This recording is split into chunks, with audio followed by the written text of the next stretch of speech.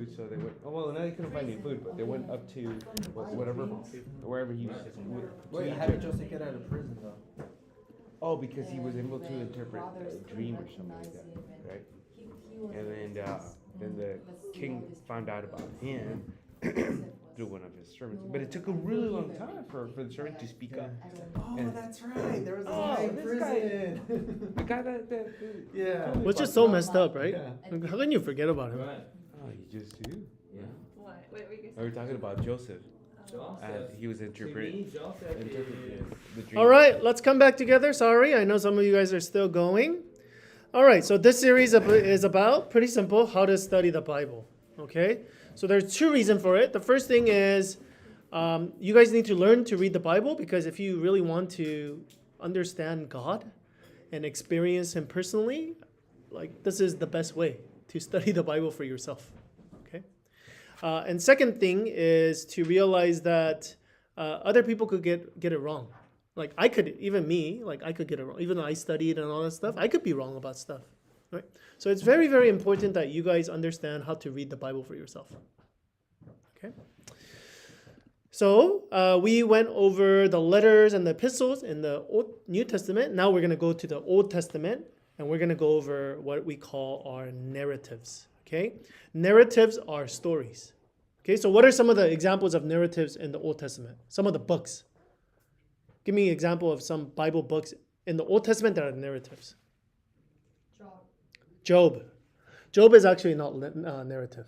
Some parts of it is, but we call it actually wisdom literature. So we'll talk about that later. It has a little bit of narrative in the beginning. Genesis? Genesis is a narrative because it has the story of Joseph, Noah, Tower of Babel, right? Creation. Yeah. Those are all narratives. Exodus. Exodus is also a narrative.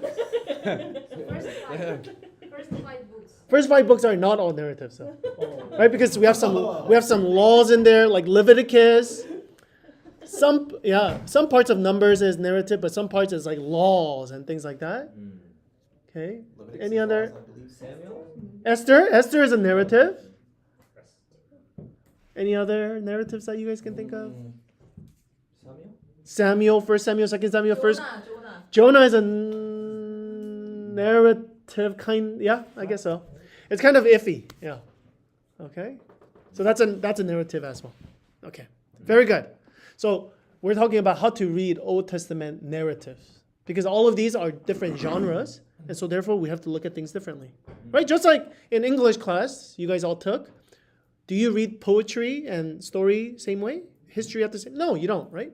So again, we have to understand, how do we read Old Testament narrative? The single most common type of literature in the Bible is narrative. In fact, over 40% of the Old Testament is narrative. Although a goodly portion of the New Testament is also narrative, what are some narratives in the New Testament, by the way? The Gospels. The Gospels, Matthew, Mark, Luke, and John. One more. Acts is also narrative as well. Okay. Our interest today is specifically with Hebrew narrative, which is in the Old Testament. Okay, the way that the Old Testament people were inspired by God to tell their story. What is what narratives are? Narratives are stories, purposefully stories retelling the historical events of the past that are intended to give meaning and direction for a given people in the present. All narratives have 3 basic parts: characters, plot, and plot resolution. Okay, and that's number 1. If you guys are wanting to write notes, that's number 1. Okay, so characters, plot, right? Some kind of conflict, some kind of issue, and then plot resolution. And again, this is not just for biblical narrative. This is for all narrative, movies, dramas. You guys all watch, okay? They're all mostly narrative. Okay, so narratives are stories. All right, Louis Tong. In the biblical story, God is the protagonist, the main character. Satan and demons are the antagonists, the opposition, and the God's people are the agonists, characters that get involved in the conflict. The basic plot is that the Creator God has created people for His name, who, as His image bearers, were to be His stewards over the earth for their benefit. But an enemy entered the picture who persuaded the people to bear His image instead, and thus become God's enemies. The plot resolution is the long story of redemption, how God rescues his people from the enemy's clutches, restores them back into his image. Okay, so let's do it together. So what are the three characters? Okay, so we have God, and then who's the enemy? Satan, and then the people that are caught up in this great controversy, we call it? Yeah, agonists, who are us. Okay, and what's the plot? What's the conflict? The conflict is that God created human beings, and they're his people, but Satan came over and basically took them away. Right, tempted them away. And now they're on Satan's side instead. And so what's the plot resolution then? Right, God trying to get his people back and saying, no, these are my sons and daughters. Okay? So again, that's a narrative. That's, okay, of the Bible. This is known as the meta-narrative. This is important to understand in order to understand the lower levels of narratives within the Bible. This is why Jesus taught that the scripture, Old Testament, testify about me. Okay. So meta-narrative just means the overarching, the big story of the Bible. And so you have to understand the big story of the Bible in order to understand all the small stories within the Bible. Does that make sense? Because if you don't understand this, then you're going to think, oh, this is a big thing. But if you understand the big overarching, then you're going to understand this better. Okay, any questions so far? Again, that's why Jesus says, you see, Jesus basically says, you see the Old Testament? Because during Jesus' time, they only had the Old Testament. All these different narratives, they're all about what? The meta-narrative, which is about me. Me trying to redeem the people back. Okay. By the way, Ellen White, if you read like Desire of Ages and stuff like that, does a pretty good job of pointing this out. Like every story, it talks about like how Jesus, like you could see Jesus in this story, you know, like Abraham. Remember Abraham had to sacrifice his son, and then instead lamb comes out instead, and then, you know, and then, so that's like Jesus, right? Like Jesus is the lamb instead of like us have to killing our sons. So again, that's a story of Jesus. All right, so let's go to what narratives are not. Okay, so what is a meta-narrative in the Bible? It's a overarching story, the big story. Okay. Or this is what we also called in theological circle, providential will. Providential will. Right? What is the providential? What is God's will? Like big will. Like what's his overarching will? Okay. So again, if we want to know our personal will, what does God want for me in my life? We have to first understand God's Big picture. Yeah. Because if God wants to redeem people and you want to something else with people, then it's not going to matter. It's not going to work. Okay. Let's keep going. What narratives are not? Andrew? Oh, because the Old Testament narratives have frequently been used in some unfortunate ways by some Christians, we need here to remind you how the Old Testament narratives are not to be understood. Okay, so these are not to be understood. Okay, let's go. Number one. Kev? Allegories are stories filled with hidden meanings. Although some may be difficult to understand, you should always assume that they have meaning from their original hearers. Something to Moses going up and down Mount Sinai. In Exodus, it's an allegory of the descent and ascent of the soul to God. Something to Abraham securing a bride for Isaac is an allegory about Christ securing a bride. Okay, so some people think, oh, these are not actual stories. Okay, these are just all allegories. These are all metaphors.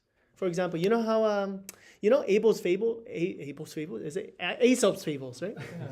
Like you see a lion and rat talking to each other, and like, you guys remember some stories like that. So those are not, no one reads it and goes, okay, like a rat is talking to a lion, right? But we go, oh, what's the story? What's the metaphor? What's the lesson behind it? Does that make sense? So some people read the Bible and they go, oh, these are not true stories. These are not history, but these are 100% allegories. And so what's the lesson that we can learn from them? And we say, no, that's not how you read them, because that's not how it was written. Okay? These people are not writing it as if they're writing allegories. These people are actually writing it down as if it's history itself. Does that make sense? So whether these stories are true or not, okay, obviously we believe that it is true. But even if it's not true, okay, they weren't written as allegories. They were written as history. That's very, very important. Because if you're reading these stories as allegories, then you're always going to think, oh, what's the lesson behind these allegories? Okay, instead of realizing, no, this is history. Okay, of course, there's things we can learn from history as well. But how you read Aesop's Fable and how you read about history about World War II, it's going to be very different. Okay. One example of, by the way, this is back on the rise. Okay, this concept, because people are more interested in spiritual things and people are more open to. So after the Enlightenment, basically all the people are like, oh, forget Christianity, get rid of the Bible. But nowadays, like, people are more open to spirituality altogether. They don't like Christianity, but they like at least spirituality. And so have you guys heard of, he's a psychologist named Jordan Peterson by any chance? Okay, he's really famous these days. Oh, he was famous. He's still very famous. But he actually he's not a Christian. He's actually becoming more and more Christian, by the way. But we'll see. Anyways, but he actually gave a lecture on Bible. And like millions of people are watching this. Okay? But he's not a Christian. Okay? So that tells you people are interested in the Bible. But he takes it as allegories. Okay, he says, what are the stuff, these didn't happen for real, but what are the stuff that we can glean from this? Okay, so on the one hand, he's doing a good job because he's pointing people to the Bible, but he's doing a bad job because people are not reading the Bible correctly. They're reading it as if it's fairy tale, but what can we learn from these fairy tales, kind of thing. Does that make sense? But he is becoming more and more, before he was like, yeah, I don't believe in God, but now he's open, he's getting more and more open to God. Okay, and his daughter actually recently became Christian too. Okay. Anyway, so we'll see what happens with Jordan Peterson. So that's that. Okay, so number one, we have to understand these are not like mystical stories or myth. Okay, these are actual historical. They wrote it as if they're writing history. Okay, number two, Trace. Individual narratives are not intended to teach moral lessons. The purpose of these narratives is to tell what God did in the history of Israel, not to offer moral example of right or wrong behavior. For example, we might rightly recognize from the story of Jacob and Esau the negative results of parental favoritism. But this is not the reason for this narrative. The purpose was to show the Abrahamic family line was given to a younger when it should have been the older one. The older one, okay? So, okay, does that make sense? So these are kind of connected. If you think that it's allegories, that these are just stories, then you're always going to try to gain moral stories from these things, okay? Moral stories themselves is not a bad thing because we have to do hermeneutics, right? But doing moral stories and hermeneutics, those are very different things, right? But we have to first understand why was this written in the first place, okay? Like this story about Jacob and Esau, it wasn't written to show us that, oh, if you favor, you have twins, and if you like one of them, your family is going to be ruined. Okay, that's not why it was written. Okay, even though that's an important lesson, yes? But the purpose of why it was written is because usually the older one gets all the stuff. But in this case, all the stuff went to the younger one. And so it was to explain and tell us why it went to the younger one. Okay? So we have to first understand the story as a history story first, and then understand its context first. And then later we can glean from it. But if you go into the story thinking, okay, what can I learn from this? Okay, this is just the moral story. Then you're not going to understand it correctly. Okay? And that's why a lot of people make a lot of mistakes. Going into these Old Testament stories, they just go, oh, what's the lesson I can learn from it? Before first understanding the situation first. Okay? So you trying to learn lesson is not a bad thing. But you have to first understand what it was first originally intended for first. Exegesis first. Then we could do hermeneutics well. Okay. Does that make sense? All right, let's keep going. Hebrew narratives have some distinctive feature that can greatly enhance one's ability to hear the story from perspective of the divinely inspired narrative. We will illustrate these characteristics by using the story of Joseph. Okay, so we're going to use the story of Joseph, but we're going to basically say the story that we tell in 2022 and the story that Hebrew people told 2,000 years ago, it's going to be very different. Okay, and that's what we're going over. What are the characteristics that Hebrew people did, and what do we do now? Okay, if we understand the differences, it's going to be helpful. Because sometimes, what do? We go, the movies we watch, the books we read, we go, oh, that's how the Bible must be written too. So we transfer our ideas into this. And that's why some things in the Bible, we go, I don't understand this. I'll give you examples of this, okay? All right, Hebrew narrative. Number 1, the scene. Okay, the scene. Rather than build the story about the character, the predominant model in the Hebrew narrative is scenic. The action is moved along by a series of scenes that together make up the whole.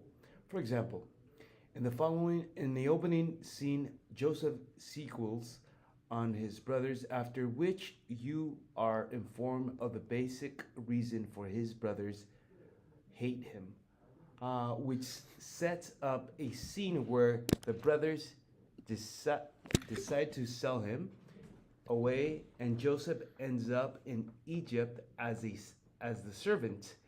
It is the scenes separately and together that makes the narrative work. The basic idea is that in our culture today, okay, we focus a lot on the character. Especially if you read books, it focuses a lot on the character. What is the character thinking? What's going through their mind? What's the relationship between this character and this character? Okay? But that's not what Hebrew narrative does. So that's why a lot of times we get frustrated. We're like, what was that person thinking? Because we don't know, because it doesn't tell us. Because the focus of Hebrew narrative is not about character, it's about the scene. So it tells us one scene, another scene, another scene, another scene, and it connects the scenes together.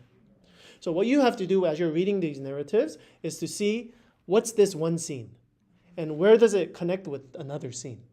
So what was the purpose of this scene happening? And then how is it connected to this scene? And how is this connected to this scene? So if you understand it like that, the narratives become it makes more sense. However, if you think, oh, this character, what is this character? What's happening with this character? Then it's going to be harder for you to understand. Okay. Okay, so I'll give you an example. During this narrative, okay, I know we didn't read it, so you guys might be confused. During this narrative of Joseph, there's a break in between. Okay, when there's a break in between, and basically there's a story about Judah, one of Joseph's brother. Okay, and it's like this random story of like Judah's doing something really, really shady and killing people, basically. Okay, he's doing like shady stuff. But it's like, why is there like in between this break? Because it doesn't seem like it makes sense. But if you go later, we see that Judah actually gets changed. Judah is actually the one who actually is willing to stay behind and is willing to sacrifice. And then later on, Judah, who does the Messiah come out of? The line of? David. And he's from the tribe of Judah. Okay, does that make sense? So if you understand the overarching idea, the meta-narrative of the Bible, which is, hey, this Messiah is coming. And he's coming through the line of Abraham, and then Judah, and then you understand, oh, why did they mention Judah in the first place? Because they wanted to show, the people who were writing wanted to show that he was a terrible person, but we see that even a terrible person can change and even become the line of Jesus. Does that make sense? So then if you understand, again, the meta-narrative and the different scenery that happens, then you understand better why the scene is there in the first place. Okay, because again, within these Old Testament narrative, there's going to be things that you're just like, why is this in there? But if you understand the different scenes and the meta-narrative, it's going to make more sense. Okay, so if you didn't understand that, don't worry. All right, let's keep going. Next. Luis? The characters. You will note that characterization has very little to do with physical appearance, so much so that if such a thing ever does appear, you need to always ask why. Example, Ehud's being left-handed. More important are matters of status, wise, wealthy, profession, captain of the guard, wife, cupbearer, baker, or tribal designation. Okay. Midianites. Okay, so again, another thing is for us, physical appearance. Okay, it's very, very important. Okay, in our narrative today. So even if you read a book, it describes how did that person look? How did that person appear? Okay, what kind of emotions did this person have? But it doesn't describe all of that, any of that. For the Hebrew narrative, what was important is what? Number one, status. Okay, profession. What kind of job did they have? What kind of tribal designation? Right, racial. Okay, those things are much more important.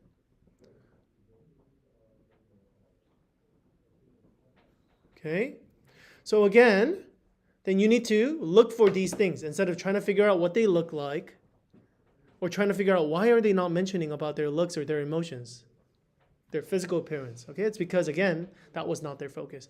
However, when they do mention something about physical appearance, then you go, oh, that's a light. They go, oh, maybe that's something that they want us to focus on. Okay. Then we could focus a little bit more on that. Why did they? So you can think, why did Hebrew narratives usually don't mention physical appearance? Why is it that here they talked about physical appearance? Like for example, do you remember David when Solomon went to David's house? Not Solomon, Samuel, prophet Samuel. He went to pick the next king. Saul was the king then, and then he went to pick the next king. And then there was different brothers that came. Because God didn't tell Samuel which son was going to be. He only said the son of this person, Jesse's son, is going to be the next king, but he didn't tell him which one. So one at a time came. But in description, it talks about how they looked. Okay, so again, Hebrew narrative usually doesn't do that. Okay, so again, one goes by, next goes by. But what was the point? God tells them, right? It's not about physical appearance that matters, but it's about what's in the heart that matters. So the narrative of the person who's writing this, again, he has a specific lesson that he wants to teach us. But he mentions physical appearance in the beginning so that he can tell us that we, human beings, we always look at the physical appearance, but God looks at the heart. Okay. All right, next one. Dialogue is a crucial feature of Hebrew narrative. There are two things to look for here. The first point of dialogue is often a significant clue both to the story plot and to the character of the speaker. Very often the narrator will emphasize the crucial parts of the narrative by having one of the characters repeat or summarize the narrative in a speech. When this happens, pay attention to the details. Okay. Joseph's brother to Jacob. Okay. So again, dialogue is very, very important. So that's number one. Okay. Of course, dialogue is important even in Western culture, but dialogue is very important. Okay. The first point. Okay. It gives us very specific clues. Okay. So basically, pay attention to dialogues when there's a dialogue happening. Okay. They will tell us a lot about the character, because again, it doesn't describe for us what character is thinking, the emotions, the physical appearance, emotion, all right? So if you listen to what they say, then you could better understand what they're thinking and what's going on. Second part, okay, is that even though narrator told us what's going on, the person will say it again. Okay, so for example, do you guys remember when Joseph's, and then this whole thing is based on Joseph. Do you remember when Joseph's brothers went to Egypt because they lacked food? And then Joseph said, oh, you guys are all, what, spies. And I want you guys to all stay here. Well, one brother stay here, and everybody, you guys go back and bring your youngest brother. Do you guys remember that story? So by narrative, we know all of this. However, when the brothers go back to Jacob, which is the dad, the older brother, he speaks, Reuben. he speaks, and then he tells the whole story again. But we just already saw the narrative, but they repeat it again. Okay? So again, that's a characteristics of Hebrew narrative. Does that make sense? Okay. If it don't make sense, go to Genesis chapter 42, and then it'll make more sense. Okay, that's Genesis 42. Okay, so again, what I'm trying to say is the narrator, whoever is writing the book, which is Moses, he writes all of this, and then he has the character speak the same thing. However, we need to pay attention when that happens. Okay, because there are details that are different than what the narrator writes and what the guy speaks. And so those are times that we need to focus. Because for me, when I was first reading, I didn't know this. When I was first reading, I just skipped those. Because I'm like, it's the same thing, but there's subtle differences that happens. And so when you see the differences, they go, oh, there's something that we can learn from this. Okay. Okay, last one, and then we'll go over the 5 principles, and then I'll give you guys some time to talk about some of these things. All right. Hebrew narrative uses whole stories of structural features to catch the hearer's attention and keep them engaged. The reason for these features is something that one escapes us and thus causes us to overlook them. Namely, that these narratives were designed primarily for hearers, not readers. Therefore, these structural features are designed to make the narrative memorable. Okay, does that make sense? So we have to understand narratives during that time. Number one, they didn't have a lot of papers. Or if they did have papers, these were like huge things, like they had to carry scrolls they had to carry. Number two, a lot of them didn't know how to read. So most of these narratives were for people who are listening. Does that make sense? So that means they wrote it purposely, not for people to just read, but people to hear. So that's why some things are very rhythmic and some things are very repetitious. Because if you keep hearing it over and over and over again, then what happens? Then it sticks with you more. So repetition. Andrew? Repetition? Mm-hmm. The first and probably most important is repetition of keywords. For example, can you notice the emphasis on brother in chapter 37, which occurs 15 times in the narrative? Repetition also happens as a form of resuming the narrative after an interruption or detour. Mm-hmm. Okay. Basically, when something repeats in Hebrew narrative, that means focus. Okay, this is important. Okay, so in chapter 37, what's an important overall theme is brother, because you hear this term brother used so many times.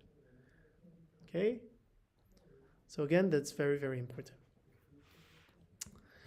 All right, let's go to the last one, Kev. We conclude reminding you that the one crucial item to keep in mind as you read any Hebrew narrative is the presence of God in narrative. In any biblical narrative, God is the ultimate character. Sometimes this is indicated in bold terms. The Lord was with Joseph. Thus the whole story climaxes with Joseph's prophecy, God will surely come to your aid and take you up out of this land. To miss this dimension of the narrative is to miss the perspective of the narrative altogether. And precisely because of these explicit statements about God's presence, one should constantly be aware of God's presence in more implicit ways. Example, source of Joseph's dream. Okay, so again, it's basically saying as you read these narratives, remember that you have to not forget the overall narrative, the meta narrative. Okay, the meta narrative again is God trying to redeem his people back. Okay, so you cannot forget that. Okay, so some of the narratives, it's very clear. Lord was with Joseph. So you go, oh yeah, the big narrative is about God. It's not about Joseph. Joseph's not the main story. Okay, it's about God. Okay, but some of this stuff, like in the book of Esther, okay, God's name is only mentioned once. Okay, and so some people, they wanted to take that out of the Bible altogether.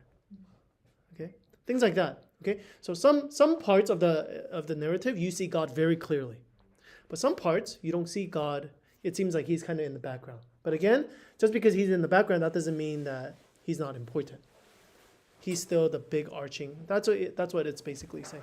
In these narratives, you have to see the big arching meta narrative. How do you see God's redemption in this story? Does that make sense? All right. I know we talked about a lot of stuff. So let's kind of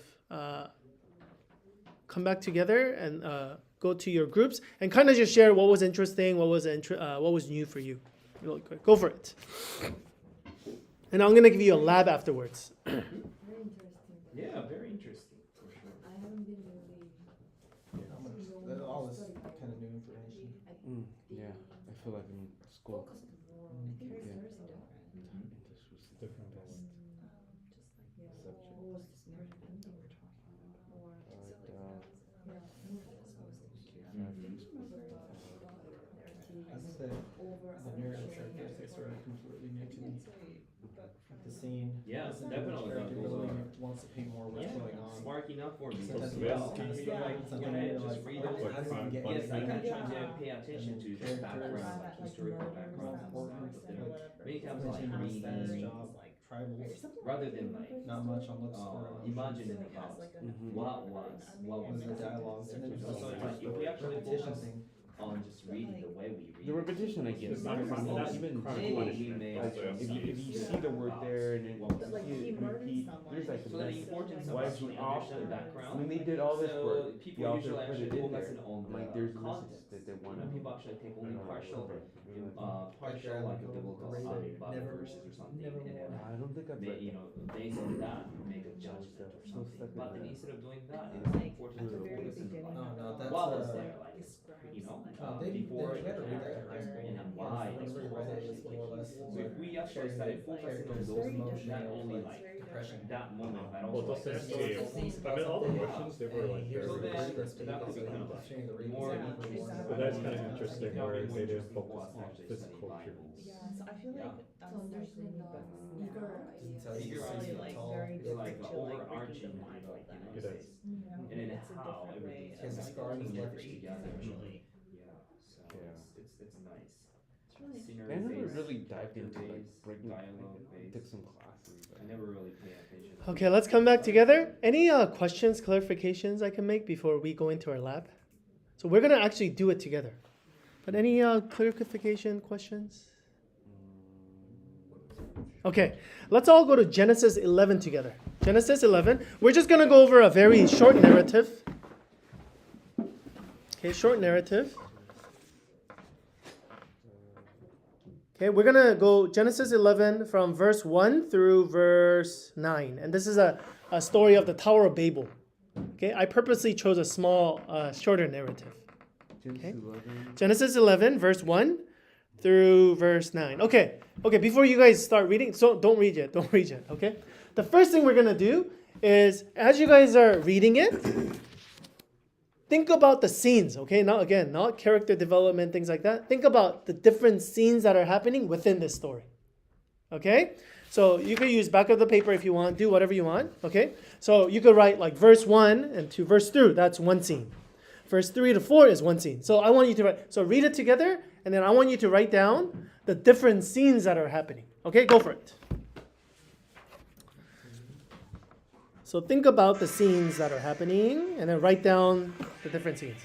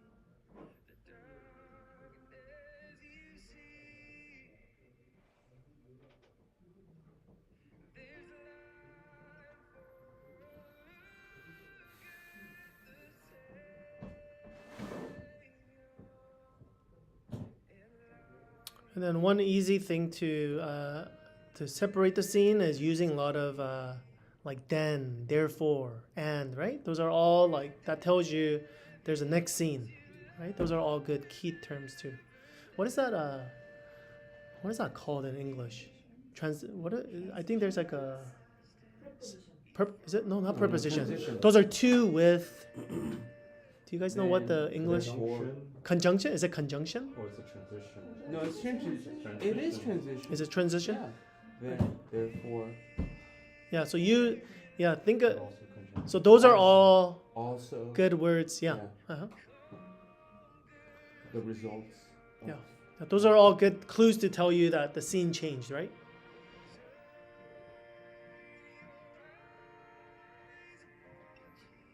No, we're just focusing on C. Just scene right now. Oh. Okay. Let's come back together. Okay, what do you guys think? What you guys say for what's scene 1? Verse 1 through what? One, Probably two. two. 1 and 2? Yeah. Okay, you could see it as by itself, or you could see it as 1 and 2. Okay. Okay, how about next one? What's the next scene? Characters. No, we're doing scenes still. No. Okay, what verses? What's the next scene? What verse to what verse? 4 and 5. 4 and 5? How about 2 and 3? What happened to 2 and 3? Oh, I thought you said 2 was included in part of it. Then how about 3? So 3 and 4. 3 and 4? So some people could see it as 3 and 4. Well, 3 doesn't give too much of a depiction to a place or anything. It just says, "Come, let us make bricks." Okay? So it could be 1 and 2, and then separated by 3 and 4. 1 and 2 separated by 3. Okay, 3. So again, these are all different ways of looking at the scene. That's why this is very important, right? To understand the scenes very well. Okay, and we're gonna differ a little bit on these things. Okay. Okay, so let's skip to 5. How about 5 from 5?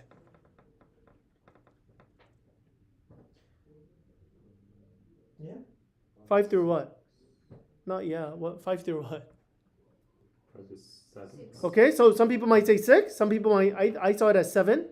Yeah, probably 5 to 7. Okay, 5 through 7, That's 7. and then what?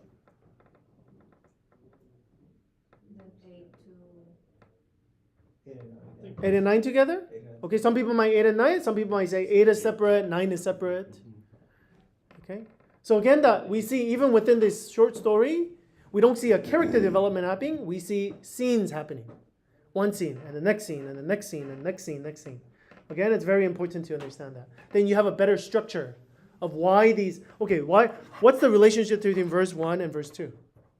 One scene through the next scene. What's the relationship between this scene and this scene?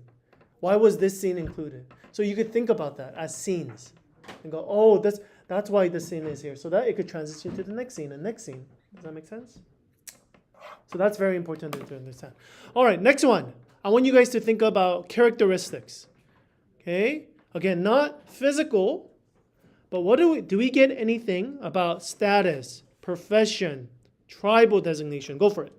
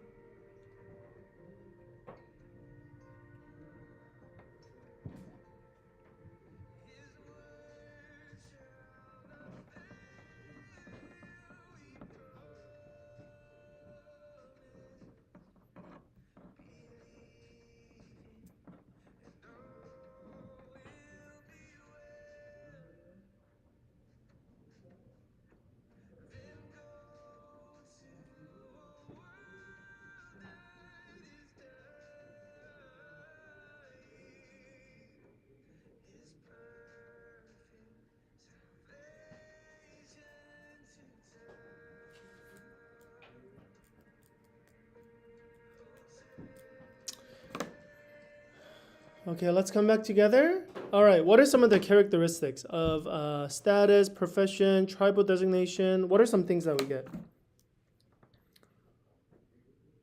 Immigrant. Okay, they're immigrants. They moved. Okay, they immigrated, they migrated from the east.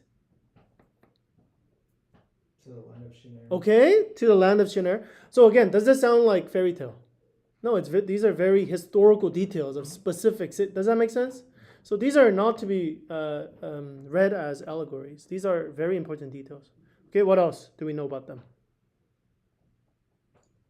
They speak one language. Okay, they speak one language. So nothing about, you see, emotion. Nothing about physical appearance. How did they look? Nothing about that, right? But about what they do. Okay, what else? They're a builder. Okay, they're builders. Okay, they use bricks, stone, asphalt, mortar. Okay, so these are skilled workers. What other characteristics? They wanted to make a name for themselves. Okay, they want to make a name for themselves. So that again, you see what are some of the values they have. Okay. Any other characteristics you guys found?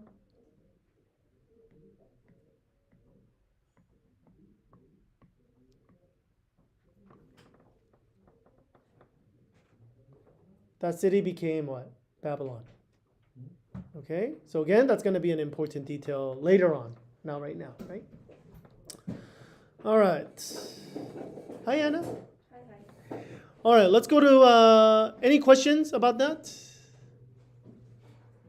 Again, if you go in thinking, okay, what are these people thinking? Okay, what do these people look like? You're not going to get much. But if you look for something different, then you're going to get a lot of information. All right, let's go to section number 3, dialogue. Let's go to dialogue. Okay, so I want you guys to see if there's any repetition at all. Okay, is there any repetitive words or information? Okay, go for it.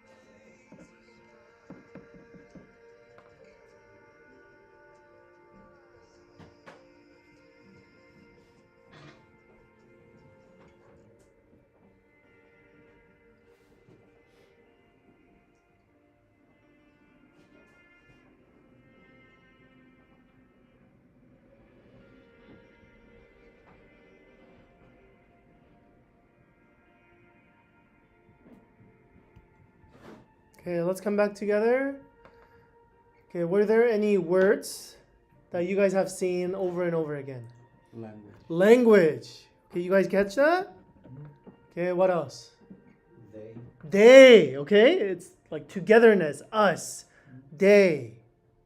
Okay, did you guys see that?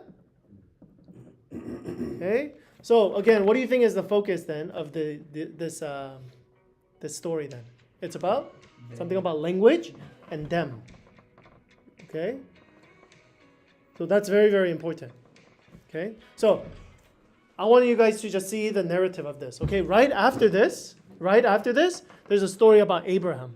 Like it just goes over lineage. And then after that, if you go to chapter 12, God calls Abram, leave your city and then go somewhere else. Okay, so again, connect all of these things together. Why was this story? Because this seems like a pretty random story. Okay, before this, it was the Noah's flood. And then there's this story. And then after that, it tells us about Abram. So why was this story in here?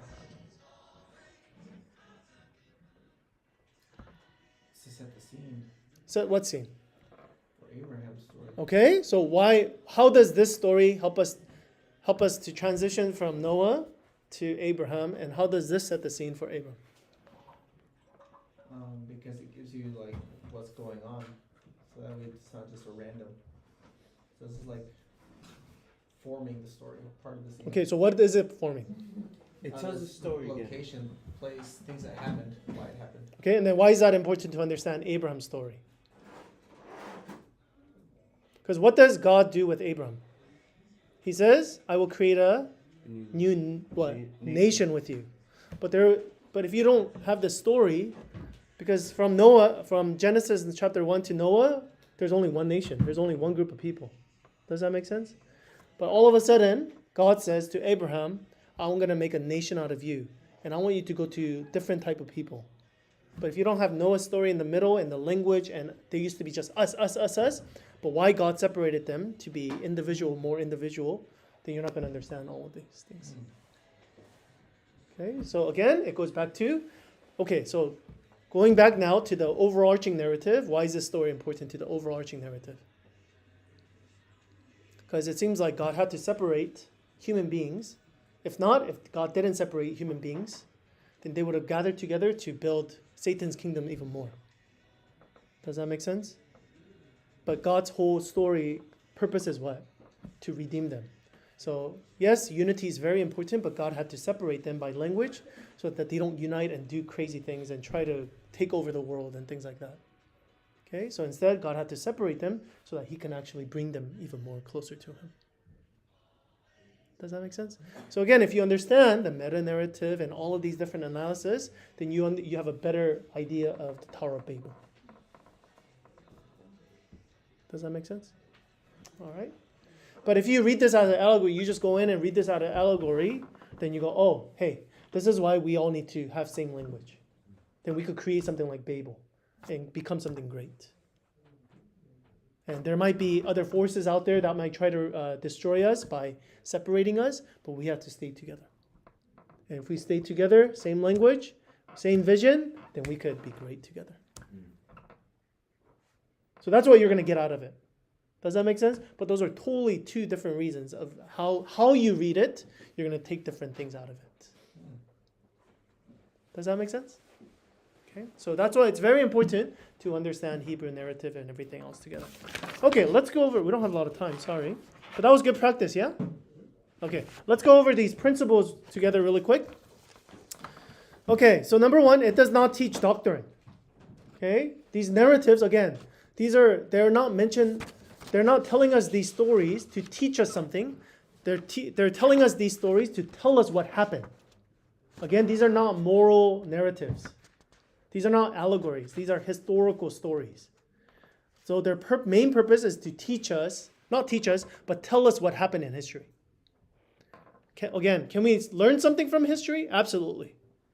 Okay, so it does not teach us doctrine. It may illustrate doctrine. Number two, narratives record what happened, not what should have or ought to happen. Okay, so for example, some people read the story of, do you guys remember story of Sodom and Gomorrah? What was that guy's name? Lot. And then his wife, and then what happened? Lot's wife looked back, and then she turned into pillar of salt.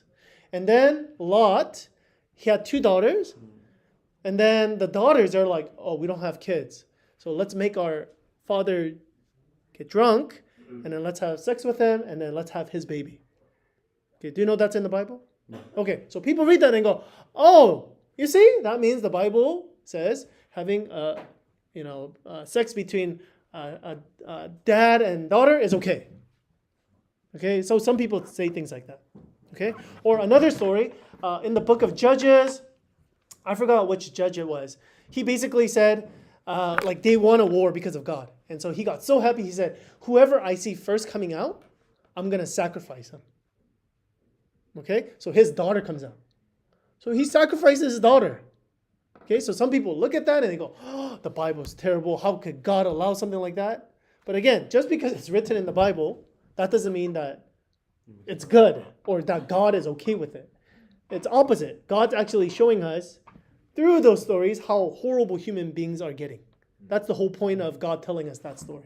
Not so that he's saying these things are okay, but he's telling us how, like the book of Judges is all about how like human beings are going downhill. Okay? So again, narratives record what happened, not what should have or ought to happen. Very important. All right, number 3, we are not always told what is good or bad within these narratives. Okay, there's like laws. We're going to go over laws and we're going to go over different prophets. They tell us specifically this is right or this is wrong action. But these narratives, oftentimes they don't tell us what is right or what is wrong. Okay, so just because it doesn't say what is right or what is wrong, that doesn't mean that it's okay. Okay, so you can never know what is often good or bad. Okay, but again, there's other parts in the Bible that tell us. So just because the story itself doesn't say it, that doesn't mean that it's okay. So for example, Joseph's brother selling his brother to Egypt, it doesn't say, oh, God like punished them or God cursed. It doesn't say anything. But just because it doesn't say that doesn't mean that it wasn't wrong. Okay. Let's go to number 4. Narratives are not written to answer all our theological questions. Again, these are historical stories, not to teach us or tell us about doctrines or theological questions.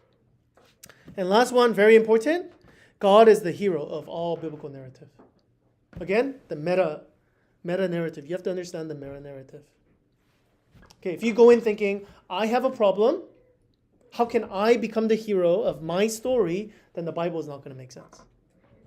But you realize, I need a hero, I need to find a hero, and you read the Bible, then you're going to find the hero, which is God.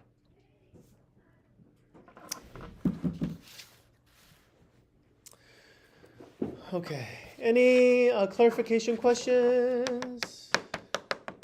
Okay, we have about 2 minutes, really quick. Share number 7, and then pray together with your partners. Go for it. And then we'll end. Oh, sorry.